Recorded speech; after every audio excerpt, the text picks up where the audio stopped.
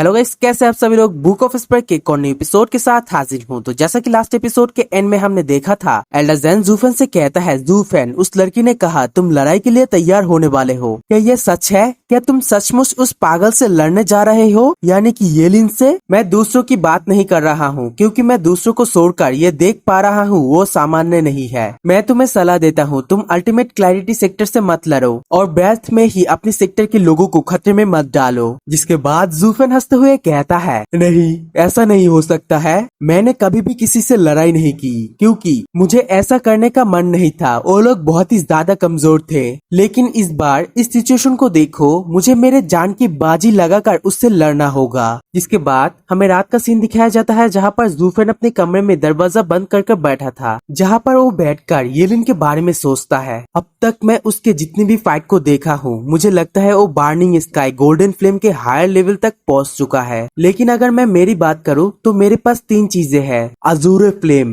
Purple lightning और cling arm. यह तीनों चीज ही बर्निंग गोल्डन फ्लेम के स्तर पर है। लेकिन इसमें भी एकमात्र कमी उनके लेवल की अंतर है। मेरे पर्पल लाइटनिंग में टोटल 12 लेवल है, लेकिन मैं मेरे अभी के कल्टीवेशन के साथ इसे सिर्फ 4th या फिर 5 लेवल तक ही अनलॉक कर सकता हूँ। लेकिन अगर मैं येलिन की बात करूँ और उसके गोल्डन फ्लेम की बात करूँ, मुझे डर है कि ये मेरे पर्पल लाइटनिंग के 6th लेवल की पावर से भी ज्यादा की पावर ओन करता है। इस तरह ये ऊर्जा युद्ध में दोनों पक्षों की ताकत और कमजोरियों को तुरंत ही स्पष्ट कर देती है। अगर मैं यहाँ पर मेरे और येलिन की बात करूँ तो फिर येलिन गहराई में जीतता है, क्योंकि उसके पास गोल्डन फ्लेम है जो कि काफी ज्यादा ऊपर लेवल तक पहुंच चुका है। और दूसरी तरफ मैं चौड़ाई में जीतूंगा, क्योंकि मेरे पास 3 अलग अलग बर्निंग गोल्डन फ्लेम की तरह ही पावर है। जिसके बाद ज़ूफेन अपनी पर्पल लाइटनिंग और अपनी अजूरे फ्लेम को एक साथ मिक्स कर अपने मन के अंदर सोचता है। लेकिन दूसरे शब्दों में, मैं सभी काम में निपुण हूँ, लेकिन किसी भी क्षेत्र में मैं मास्टर नहीं हूँ। अब ऐसा लगता है कि मेरे पास कई तरीके हैं,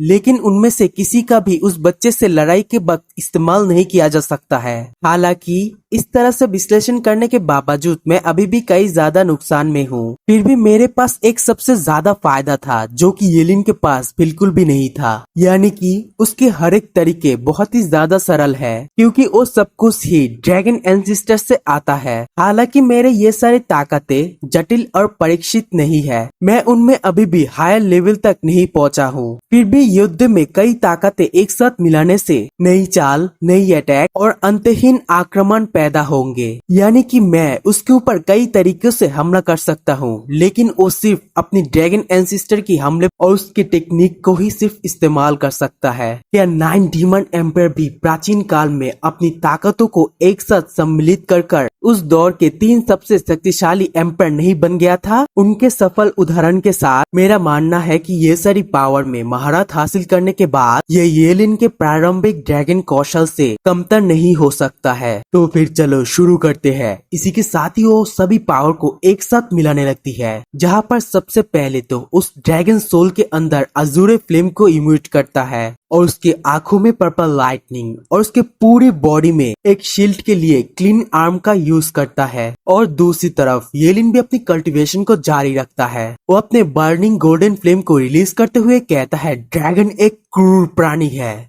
जो बहुत ही ज्यादा ताकतवर और डरावने होता है, और इस पूरी धरती में मेरे इस सिद्धांत को मेरे गुरु से बेहतर कोई भी नहीं जानता। हेवनली ड्रैगन सोल केवल तभी अपने सबसे ज्यादा ताकतवर हमले और ताकत को रिलीज कर सकता है जब उसे मेरे इस बर्निंग गोल्डन फ्लेम के साथ जोड़ा जाए। ज़ूफेन, तुम्हारे पास हेवनली ड्रैगन सोल है, लेकिन क्या तुम्हारे ड्रैगन सोल अपनी पूरी ताकत का 10वां या फिर 12वां हिस्सा भी इस्तेमाल कर सकता है? चलो इंतजार करो और देखो इस ड्रैगन सोल की असली पावर क्या होती है। उसी के साथ ही येलिन अपने ड्रैगन सोल के साथ अपनी बर्निंग गोल्डन फ्लेम को मिक्स कर देता है। दूसरी तरफ हमें उसके घर के बाहर हु किंग्यू और उसके एक डिसेबल को दिखाया जाता है, जहाँ पर वो डिसेबल कहता है, आपका छोटा भाई दूसरे दिनों में तो बहुत ही ज्यादा आलसी रहता है, लेकिन इस बार वो इतनी ज्यादा मन लगाकर कल्टीवेट क्यों कर रहा है? क्या आज सूर्य पश्चिम से तो नहीं उठा है? जो सुनकर हु किंग्यू हंसते हुए कहता है, किसी ने उसके रियल एनिमी को खोजने में मदद की। अगर उसके जगह पर मैं या फिर तुम होते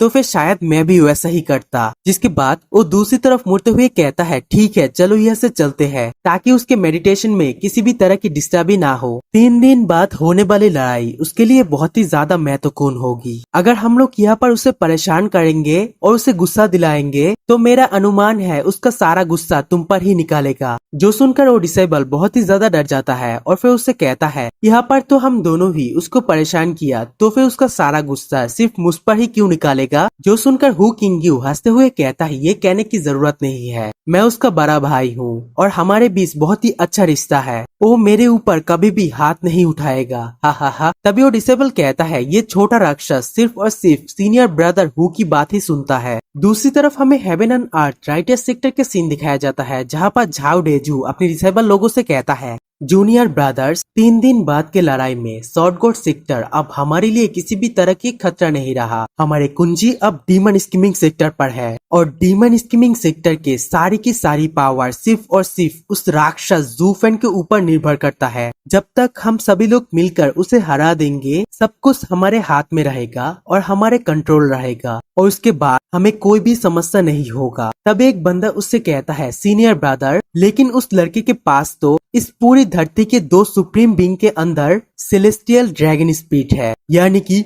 हेवनली ड्रैगन सोल है। इससे निपटना वाकई मुश्किल है। मुझे आश्चर्य है कि आपके पास क्या कोई अच्छा विचार है। गाइस क्या आप लोग उसके बात को ध्यान से सुना। उसने कहा इस पूरी धरती में 2 सबसे पावरफुल सुप्रीम बीइंग है, जिसके अंदर एक तो हेवनली ड्रैगन सोल है। क्या लगता है दूसरे जो चीज है जूफेन उसे अपना दूसरा सोल बना सकता है। छोड़ो इस बात को। झाओ डेजू उससे कहता है चिंता मत करो, मेरे पास उसे हराने का एक अच्छा विचार है। मैं उसे अंदर बंद करने के लिए सोल लॉकिंग फॉर्मेशन का इस्तेमाल करना चाहता हूँ। तुम लोग क्या सोच रहे हो। जो सुनने के बाद झाओ डेजू के सभी साथी बहुत ही ज्यादा शॉक्ड हो जाती है। वो लोग कहता है क्या सोल लॉकिंग फॉर्मेशन। ब्रदर अगर हम लोग सावधान नहीं रहे और उसने सोल लॉकिंग फॉर्मेशन को तोड़ दिया तो हम सभी लोग तो कुछ ही मिनटों में नष्ट हो जाएंगे। ये आपके जान को जोखिम में डालने की जगह नहीं है, इसीलिए यहाँ पर इस फॉर्मेशन की कोई जरूरत नहीं है। जो सुनने के बाद झाओ डेजू कहता है क्या तुम सभी लोग कायर हो, क्या तुम सभी लोग भूल गए हो हम कौन है। हम इस पूरे वेस्टर्न लैंड के राइटियस सेक्टर के अनुयायी है। जरा एक बार सोच कर देखो, अगर हम लोग यहाँ पर डीमन स्कीमिंग सेक्टर को रोक नहीं पाते हैं तो फिर फ्यूचर में कितनी ज्यादा भयानक चीजें होगी। जीजोऊ में 3 सबसे मजबूत सेक्टर में 2 डीमनिक सेक्टर है। मुझे डर है कि ये पूरे वेस्टर्न लैंड को एकजुट करने का डीमनिक स्कीम है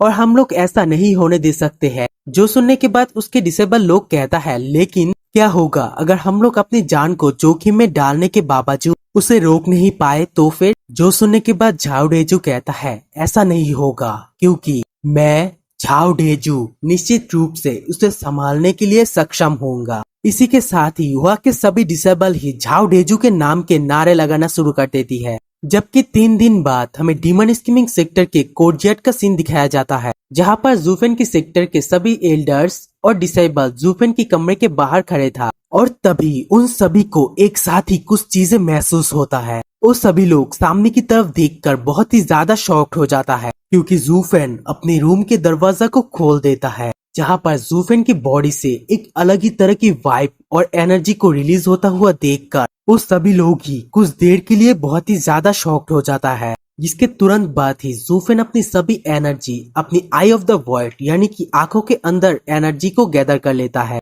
जहां पर जूफेन को देखकर सभी लोग ही कहता है ये तो रेडियन स्टेज की 4th लेवल है, यानी कि जूफेन ब्रेक थ्रू कर रेडियन स्टेज के 4th लेवल पर पहुंच चुका है। तभी वेनेबल जैन उसके डेंस ऑरा और उसके डेंस पावर को महसूस करते हुए कहता है जूफेन तुम्हें क्या हुआ है। जबकि तभी जूफेन होश में आते हुए कहता है क्या हुआ, मेरे साथ गलत क्या हुआ जो तुम सभी लोग मुझे ऐसे घूर रहे हो। जबकि वेनेबल जैन अपने मन के अंदर सोचता है अभी अभी मुझे जो खतरे का एहसास हुआ था क्या वो सिर्फ एक भ्रम था। जिसके बाद वो हंसते हुए जूफेन से कहता है जूफेन इस वापसी के दौरान तुमने क्या कुछ किया है, क्या अब तुम्हारे पास येलिन से लड़ने के लिए भरोसा है, क्या तुम जीत सकते हो। जो सुनने के बाद जूफेन कहता है ये तो मैं खुद भी नहीं जानता हूँ।